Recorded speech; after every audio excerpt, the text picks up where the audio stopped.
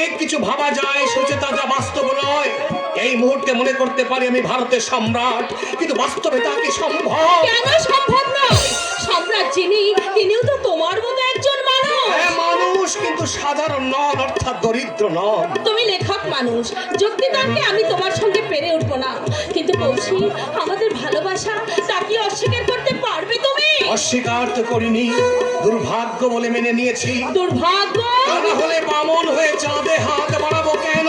তুমি তো হাত বাড়াওনি, চাঁদ স্বেচ্ছায় নেমে এসে তোমায় ধরা দিয়েছে। কিন্তু সেই চাঁদকে ধরে রাখবার মতো প্রশস্ত সুনীল আকাশ আমার নেই সুচেতা। কৌশিক, তুমি কলকাতার বিখ্যাত ধনী সোমনাথ রায়ের একমাত্র কন্যা, আর আমি যে দরিদ্র। কিন্তু আমি তো অর্থ সম্পদ চাই না কৌশিক, আমি চাই মানুষ। তুমি না চাইলে তোমার বাবা চান সুচেতা, তিনি তার একমাত্র মেয়েকে আমার মতো গরিবের হাতে কিছুতেই তুলে দেবেন না। কৌশিক, আমার সাংসারিক অবস্থার কথা তুমি তো সব জানো সুচেতা। গ্রামের কাজ করে যা পাই তাতে আমার সংসার ঠিক মতো চলে না। আমার বাবা আজ 3 বছর পক্ষাঘাতে শয্যাশায়ী। ছোট ভাই কুণ্ডলে কলেজের মাইনে 4 মাস বাকি, এরপর আছে দয়রাম শেঠের দেনা। এর মধ্যে আমি তোমাকে আর জড়াতে চাই না সুচেতা। এতদিন পরে আজ কেন এই কথা বলছো কৌশিক? আমার দিকে তাকিয়ে বলো তো, আমায় ভুলে থাকতে পারবে কি তুমি? পারবো না সুচেতা, পারবো না। স্মৃতির দহনে অনুক্ষণ চুলে পুড়ে মরবো, তবু তোমায় নেই সুচেতা। কেন? এই দিনটা কি তোমার চিরদিন থাকবে? ভাটার পর জোয়ার নিশ্চয়ই আসবে। তোমার লেখা আমি পড়েছি, বর্তমান যুগে যে কজন প্রথম শ্রেণীর সাহিত্যিক আছে, মান নির্ণয় তাদের পাশেই তো তোমার স্থান। নিশ্চয় তুমি একদিন বড় হবে কৌশিক। দুরাশা, দুরাশা।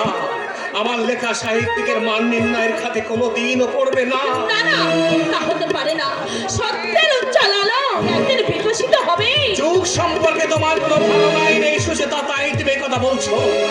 আমার লেখা নিয়ে আমি বহু প্রকাশকের কাছে গিয়েছি, কিন্তু কেউ ছাপাতে চায়নি। সবাই আমার সৃষ্টিকে, আমার তৈলকে উপহাস করেছে। এই সাহিত্যিক হওয়ার স্বপ্ন আমার লাশের প্রাসাদে পরিণত হয়েছে।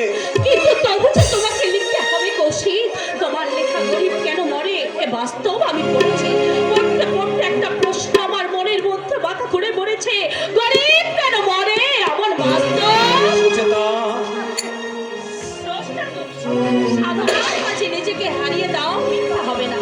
একদিন তোমার যশকীর্তনে মুখরিত হবে সারা দেশ। সেদিন আমি গর্ব ভরে বলবো, আমার কৌশিক, আমার কৌশিক। বেশ, তাই হবে।